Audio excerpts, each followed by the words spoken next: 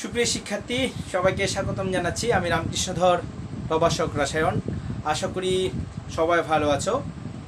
আমরা আজকের ক্লাসে পরিবেশগত কিছু ঘটনা নিয়ে আলোচনা করব, যেমন গ্রিনহাউস প্রভাব নিয়ে প্রথমে আলোচনা করি। প্রথমে আসি গ্রিনহাউস কি। খেয়াল করো, আমরা জানি শীত প্রধান দেশে তাপমাত্রা হিমাঙ্কের নিচে অবস্থান করে বা 0 ডিগ্রি সেলসিয়াসের অনেক নিচে অবস্থান করে। ফলে এই পরিস্থিতিতে সবুজ উদ্ভিদের বংশ বিস্তার বা সবুজ উদ্ভিদ জন্মানো সম্ভব হয় না। সেখানে কাঁচ নির্মিত ঘরে উদ্ভিদ রোপণ করা হয়। এক্ষেত্রে কি ঘটে? সূর্য থেকে আলোক রশ্মি যখন, বিশেষ করে ইনফ্রারেড বা অবলোহিত রশ্মি যখন ভূপৃষ্ঠে পতিত হয়, তখন তার তরঙ্গদৈর্ঘ্য প্রায় 400 থেকে 750 ন্যানোমিটারে থাকে। অপেক্ষাকৃত তরঙ্গ দৈর্ঘ্যের পরিমাণ খুব কম থাকে। ফলশ্রুতিতে ওই বিকিরিত রশ্মির অর্থাৎ যে রশ্মি সূর্য থেকে নির্গত হচ্ছে, ওই রশ্মির তরঙ্গদৈর্ঘ্য কম হওয়ায় রশ্মিটির শক্তি বেশি থাকে। ফলে কাঁচ তাপ কুপরিবাহী হলেও ওই আলোর বাণীর ওই রশ্মির, সূর্য থেকে আগত রশ্মির শক্তি খুব বেশি হওয়ায় ওই আগত রশ্মি কাঁচ পাত্র বা কাঁচের দেয়াল ভেদ করে কাঁচ পাত্রের ভিতরে প্রবেশ করে। এখন সবুজ উদ্ভিদ ওই আগত রশ্মির ম্যাক্সিমাম অংশ শোষণ করে তাদের জৈবিক ক্রিয়া সম্পাদন করার পর অবশিষ্ট অংশ তারা ছেড়ে দেয় বা নির্গত করে তাদের থেকে। কিন্তু নির্গত রশ্মির তরঙ্গদৈর্ঘ্য অনেক বেশি, প্রায় 7750 ন্যানোমিটার। এক্ষেত্রে নির্গত রশ্মির তরঙ্গদৈর্ঘ্য খুব বেশি হওয়ায় নির্গত রশ্মির শক্তি কমে যায়। ফলে ওই নিম্ন শক্তি সম্পন্ন নির্গত রশ্মি কাঁচ পাত্র ভেদ করে মহাশূন্যে বেরিয়ে যেতে পারে না। ফলে এই তাপটি পুনরায় কাঁচ নির্মিত ঘরে ফিরে আসে। তখন কাঁচ নির্মিত ঘরের তাপমাত্রা মোটামুটি উষ্ণ থাকে বাহ্যিক পরিবেশের তুলনায়। ফলশ্রুতিতে এখানে সবুজ উদ্ভিদ বংশ বিস্তার করতে পারে। সুতরাং যে বিশেষ পদ্ধতিতে এই সূর্যের আলোক রশ্মিকে কাঁচপাত্রের মধ্যে ঢুকিয়ে কাঁচপাত্রের ভিতরের তাপমাত্রা বাড়িয়ে উদ্ভিদের বংশ বিস্তার করানো হয়, সেই ব্যবস্থাটাকে বলা হচ্ছে গ্রিন হাউস। এখন প্রশ্ন হচ্ছে, এই প্রভাবটা এত বেশি আলোচিত কেন? খেয়াল করবে, সূর্যালোক থেকে যখন অবলোহিত রশ্মি ভূপৃষ্ঠে ফিরে আসে, তখন ভূপৃষ্ঠ এই তাপশক্তি শোষণ করে বিভিন্ন কার্যকলাপ সম্পাদিত হয়। পরবর্তীতে ম্যাক্সিমাম অংশ যখন নির্গত হয়, তখন নির্গত তাপরশ্মির অধিকাংশ বায়ুমণ্ডলে যে গ্যাসের স্তর আছে, সেই স্তর ভেদ করে মহাশূন্যে বিলীন না হয়ে পুনরায় ভূপৃষ্ঠে ফিরে আসে। অর্থাৎ বায়ুমণ্ডলে বিদ্যমান গ্যাসীয় স্তর কর্তৃক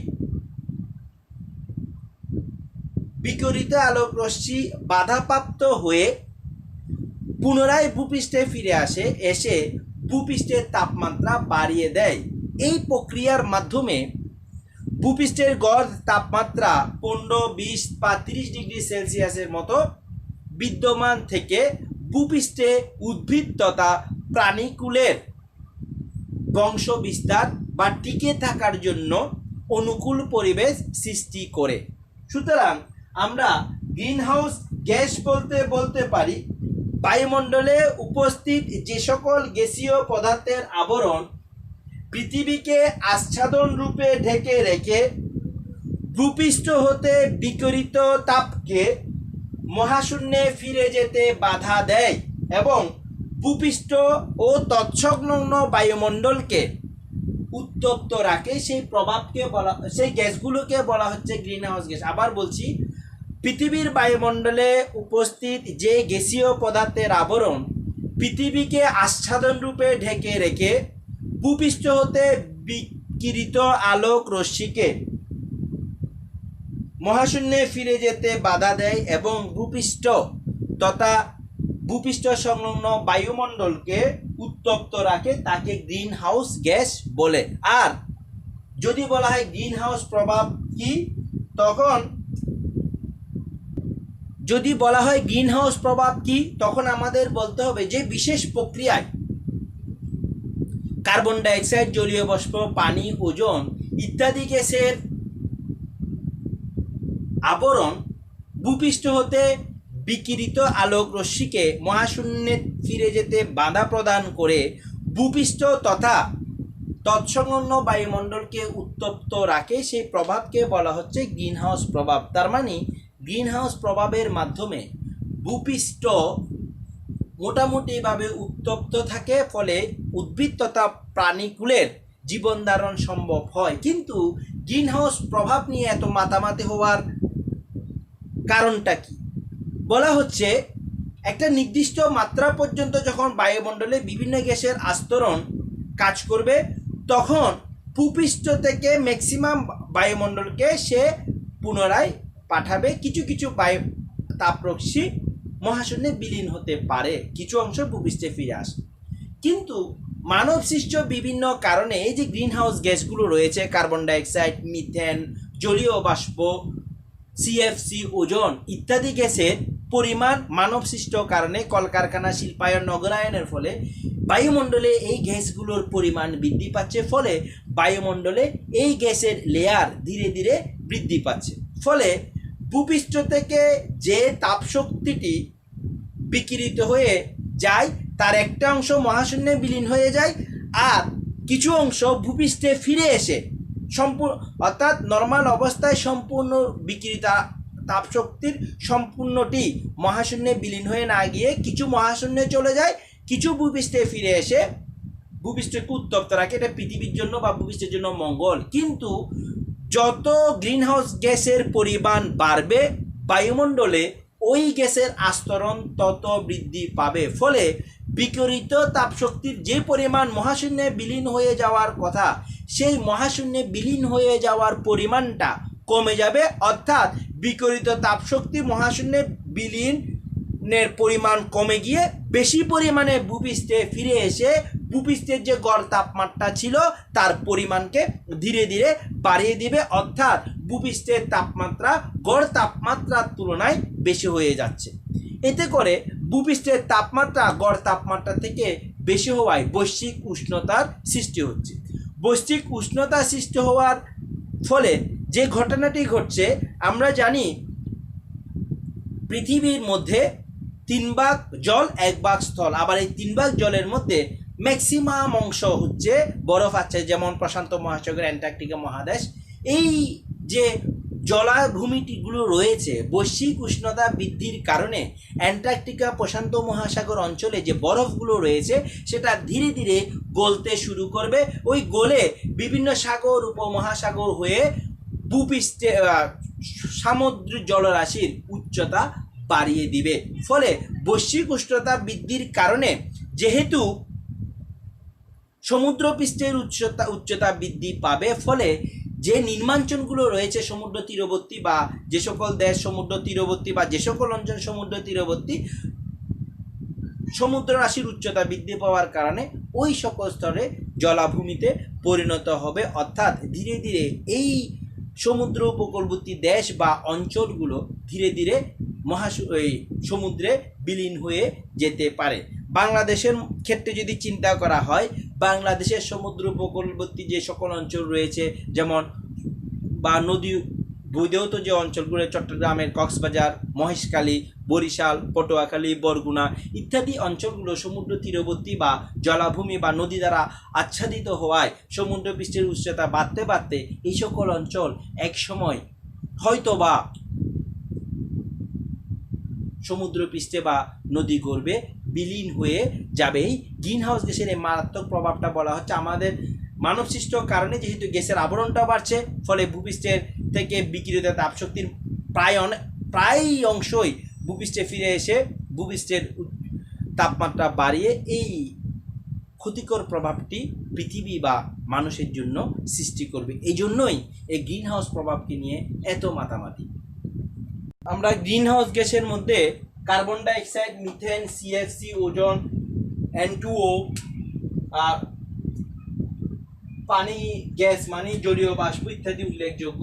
এখন এই গ্রিন গ্যাসগুলো যেহেতু পৃথিবী পৃষ্ঠের তাপমাত্রা বাড়াবে, এদের কারণে এদের একটা উষ্ণতা বৃদ্ধিতে গ্রিন হাউস গ্যাসের অবদান কার্বন ডাইঅক্সাইড প্রায় 50%, methane 19%, CFC 16%, ozone 8%, N2O 5%, H2O gas বা জলীয় বাষ্প 2%। তার মানে অনেক সময় নৈবিত্তিকে আসে প্রধান গ্রিন হাউস গ্যাস কোনটি, তার মানে কোন গ্যাসটি তাপমাত্রা বৃদ্ধিতে বেশি অবদান রাখছে, অর্থাৎ প্রধান বা মুখ্য গ্রিন হাউস গ্যাস হবে, আনসার হবে কার্বন ডাইঅক্সাইড।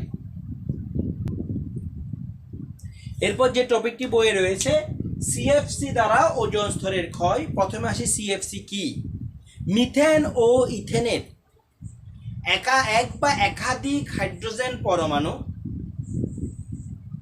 ফ্লোরিন বা ক্লোরিন পরমাণু দ্বারা প্রতিস্থাপিত হলে যে সকল যৌগ উৎপন্ন হয় তাদেরকে সিএফসি বা ক্লোরোফ্লোরোকার্বন বলে। অর্থাৎ মিথেন ও ইথেনের ফ্লোরিন এবং ক্লোরিন জাতকই সিএফসি নামে পরিচিত। এরা ফ্রেয়ন নামেও পরিচিত। এদের কিছু বৈশিষ্ট্য আছে, বাণিজ্যিকভাবে এরা ফ্রেয়ন নামে পরিচিত। এদের কিছু বৈশিষ্ট্য আছে।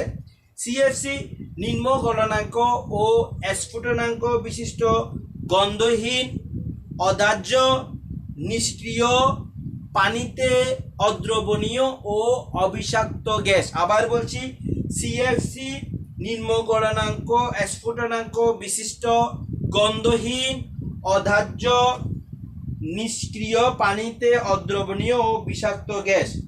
সিএফসি এর সবচেয়ে বড় গুণ হলো এর স্ফুটনাঙ্ক কক্ষ তাপমাত্রার কাছাকাছি হওয়ায় সামান্য চাপে একে তরলে পরিণত করে বিভিন্ন বাণিজ্যিক উদ্দেশ্যে ব্যবহার করা হয়। কিছু কিছু সিএফসি এর সংজ্ঞা হচ্ছে CFC11, এর সংকেত হচ্ছে CFCl3, CFC12, CF2Cl2। এই গ্যাসগুলো যেমন এখানে সিএফসি, এখানে ফ্লোরিন এবং ক্লোরিন, মিথেনের জাতক CF2Cl2, এটাও মিথেনের 4টা হাইড্রোজেন পরমাণু, 2টা ফ্লোরিন এবং ক্লোরিন পরমাণু দ্বারা প্রতিস্থাপিত হয়েছে। সিএফসি ট্রপোস্ফিয়ারে নিষ্ক্রিয় হলেও স্ট্র্যাটোস্ফিয়ারে মারাত্মক ক্ষতিকর প্রভাব বিদ্যমান। সিএফসি ওজোন স্তরে শিকল বিক্রিয়ার মাধ্যমে ওজোন স্তর ক্ষয় করে চলেছে, কারণ যে পরিমাণ সিএফসি ওজোন স্তরে সঞ্চিত রয়েছে তা নিঃশেষ হতে বহু সময় লাগবে। এরপর আসি ওজোন স্তর কি। ভূপৃষ্ঠ থেকে 12 থেকে 50 কিলোমিটার পর্যন্ত বিস্তৃত অঞ্চলটাকে বলা হয় স্ট্র্যাটোস্ফিয়ার। এই স্ট্র্যাটোস্ফিয়ারের নিম্নাঞ্চল 15 থেকে 35 কিলোমিটার অঞ্চল জুড়ে ওজোন স্তরের একটি আস্তরণ রয়েছে, যা ওজোন স্তরের নামে পরিচিত। আমি আবার বলছি, ভূপৃষ্ঠ থেকে 12 থেকে 50 কিলোমিটার পর্যন্ত বিস্তৃত স্ট্র্যাটোস্ফিয়ার অঞ্চলের নিম্নাঞ্চলে, দ্যাট মিনস 15 থেকে 45 কিলোমিটার পর্যন্ত অঞ্চলে ওজোন গ্যাসের একটি আস্তরণ রয়েছে। এটি ওজোন স্তর নামে পরিচিত। বায়ুমণ্ডলের মোট 90% ওজোন এই ওজোন স্তরে বিদ্যমান থাকে। ওজোন স্তরের উৎপত্তি ভূপৃষ্ঠে অক্সিজেন পরমাণু আলোক শক্তির প্রভাবে আল্ট্রাভায়োলেট রশ্মিতে অক্সিজেন পরমাণুতে পরিণত হয়। এতপর অক্সিজেন পরমাণু অক্সিজেন অণুতে সাথে বিক্রিয়া করে উত্তেজিত, এখানে স্টার চিহ্ন, উত্তেজিত ওজনে পরিণত হয়। এরপর এই ওজোন প্লাস এম, এখানে এম হচ্ছে,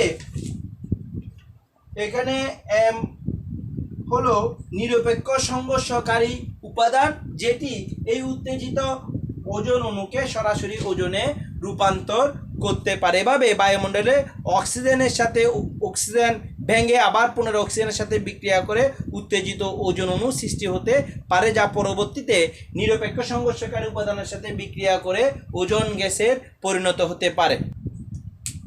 ওজোন স্তরের ক্ষয় 1982 সালে সর্বপ্রথম ব্রিটিশ বিজ্ঞানী জো ফোরম্যান লক্ষ্য করেন অ্যান্টার্কটিকা মহাদেশের উপরিভাগে ওজোন স্তর ধীরে ধীরে পাতলা হচ্ছে। পরবর্তীতে পরীক্ষা করে দেখা হয় শুধু অ্যান্টার্কটিকা মহাদেশ নয়, পৃথিবীর বিভিন্ন অঞ্চলে এই ওজোন স্তর ধীরে ধীরে পাতলা হয়ে যাচ্ছে। সুতরাং স্ট্র্যাটোস্ফিয়ারের অন্তর্গত ওজোন স্তর পাতলা হওয়ার ঘটনাকে ওজোন স্তরের ক্ষয় বা ওজোন ছিদ্র বা ওজোন গহ্বর বলে। আমরা এখন দেখব কিভাবে ক্লোরোফ্লোরোকার্বন বা সিএফসি ওজোন স্তরের ক্ষয় ঘটায়। সাধারণত মুক্তমূলক বিক্রিয়ার মাধ্যমে সিএফসি গুলো ওজোন স্তরের ক্ষয় ঘটায়। এখানে 4টা বন্ধন আছে। মুক্তমূলক হচ্ছে এখানে যদি বন্ধনটা ভেঙে যায় তখন ক্লোরিন মুক্ত পরমাণুতে পরিণত হবে, অর্থাৎ প্রথমে এই ক্লোরিন ভেঙে গিয়ে ক্লোরোফ্লোরোকার্বন ভেঙে গিয়ে এখানে দেখো কার্বন একটা মুক্তমূলক, ক্লোরিন একটা মুক্তমূলক সৃষ্টি হচ্ছে। পরবর্তীতে ক্লোরিন মুক্তমূলক ওজোন অণুর সাথে বিক্রিয়া করে ক্লোরিন মনোক্সাইডে পরিণত হয়। এই ক্লোরিন মনোক্সাইড আবার অক্সিজেন পরমাণু অক্সিজেন ফ্রি রেডিকেলে পরিণত হয়। ক্লোরিন মনোক্সাইড ওজনের সাথে বিক্রিয়া করে আবার ক্লোরিন ডাইঅক্সাইডে পরিণত হয়। পরবর্তীতে ক্লোরিন মনোক্সাইড উত্তেজিত অক্সিজেন পরমাণুর সাথে বিক্রিয়া করে অক্সিজেন অণু এবং সক্রিয় ক্লোরিন ফ্রি রেডিকেল সৃষ্টি করতে পারে, যা পরবর্তীতে আবার ওজোন গ্যাসকে আক্রমণ করে। পরীক্ষায় দেখা গেছে একটি সক্রিয় ক্লোরিন পরমাণু লক্ষাধিক ওজোন অণুর বিয়োজন ঘটাতে সক্ষম। এভাবে ক্লোরিন পরমাণুর মাধ্যমে, সক্রিয় ক্লোরিন পরমাণুর মুক্তমূলকের মাধ্যমে সিএফসি গুলো ওজোন স্তরের ক্ষয় ঘটায়। যেহেতু সিএলও ওজোন স্তরের সাথে বিক্রিয়া করছে, এটা অনেক সময় অনুধাবনমূলক কোয়েশ্চেন আসতে পারে, সিএফসি গ্যাস দ্বারা কিভাবে ওজোন গ্যাসের বা ওজোন স্তরের ক্ষয় হয়। ইম্পর্টেন্ট অনুধাবনমূলক কোয়েশ্চেন, স্ট্র্যাটোস্ফিয়ারে ওজোন স্তর উপকারী হলেও ট্রপোস্ফিয়ারে জীবকুলের জন্য ক্ষতিকারক কেন? স্ট্র্যাটোস্ফিয়ার মানে ভূপৃষ্ঠ থেকে 15 থেকে 35 কিলোমিটার পর্যন্ত উচ্চতায় ওজোন স্তর অবস্থান করে। এখানে প্রায় 90% ওজোন বিদ্যমান।